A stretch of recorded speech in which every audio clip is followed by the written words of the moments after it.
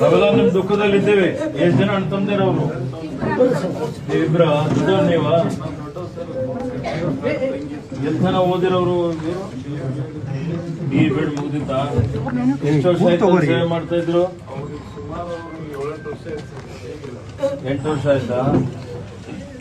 ಬಹಳ ನಿರೀಕ್ಷಿತ ಸ್ಮಾರ್ಟ್ ಹುಡುಗಿದ್ದ ಎಲ್ಲ ಬಹಳ ಅನ್ಯಾಯ ಆಯ್ತಿದ್ದು. ಈಗ ಯಾರೇ ದುಷ್ಕರ್ಮಿಗಳು ಯಾರೇ ಇದ್ರು ಇಲ್ಲೇ ಇದ್ರು ಈಗ ಪೊಲೀಸರ ತಂಡ ಎಲ್ಲ ಹೋಗಿದೆ.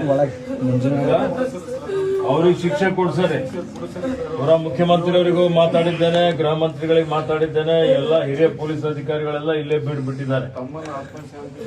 ಅದು ಸಿಗಂತ ವ್ಯವಸ್ಥೆ ಮಾಡೋಣ, ಕಠಿಣ ಶಿಕ್ಷೆ ಕೊಡೋಣ. ಅವರಿಗೆ ಇವತ್ತು ಗಲ್ಲು ಶಿಕ್ಷೆ ಆಗುವಂತ ರೀತಿಯಲ್ಲಿ ಮಾಡೋಣ. ಈ ಒಂದು ಪದ್ಧತಿ ನಮ್ಮಲ್ಲಿ ಬೀದರಲ್ಲಿ ಯಾವತ್ತೂ ನೋಡಿಲ್ಲ ನಾವು. ಬಹಳ ಆಘಾತಕಾರಿ ಪಾಪ. ಬಹಳ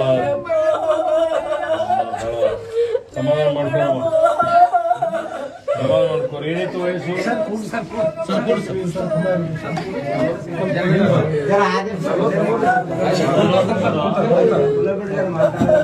ಮದುವೆ ಆಗಿತ್ತಾ?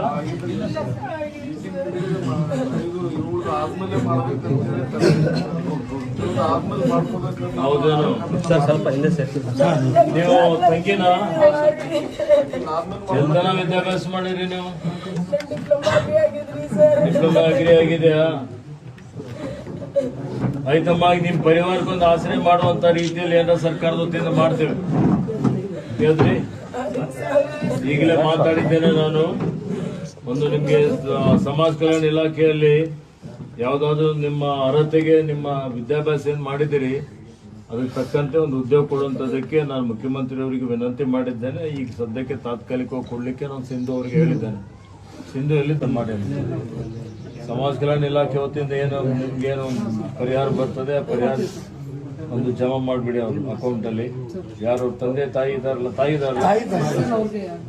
ತಾಯಿಯ ಖಾತೆಯಲ್ಲಿ ಜಮಾ ಮಾಡಿ. ಪೆನ್ಷನ್ ಎಷ್ಟಿದೆ? ಪೆನ್ಷನ್ ಕೊಡುವಂತ ವ್ಯವಸ್ಥೆನೂ ಮಾಡಿ. ಮತ್ತೆ ಮುಂದೆ ಇದೆಲ್ಲ ಬಿಟ್ಟು ನಾನು ಸಿಎಂಗೆ ಮಾತಾಡಿದ್ದೀನಿ. 10 ಲಕ್ಷ ರೂಪಾಯಿ ಅಡಿಷನಲ್ ಕೊಡೋಣ ಘೋಷಣೆ ಮಾಡಿ ಅಂತ ಹೇಳಿದ್ದಾರೆ. ಅದು 10 ಲಕ್ಷ ರೂಪಾಯಿ ನಾನು ಬೆಂಗಳೂರಿಂದ ಚೆಕ್ ತಂದು ಕೊಡಿಸ್ಲಕ್ಕೆ ಹಚ್ತೇನೆ. ಯಾವ ವ್ಯವಸ್ಥೆ ಮಾಡೋಣಮ್ಮ. ನಾವು ಶಾಂತಿಗೆ, ನಿಮ್ಮ ಮಗನ ಆತ್ಮಕ್ಕೆ ಶಾಂತಿ ಸಿಗಲಿ.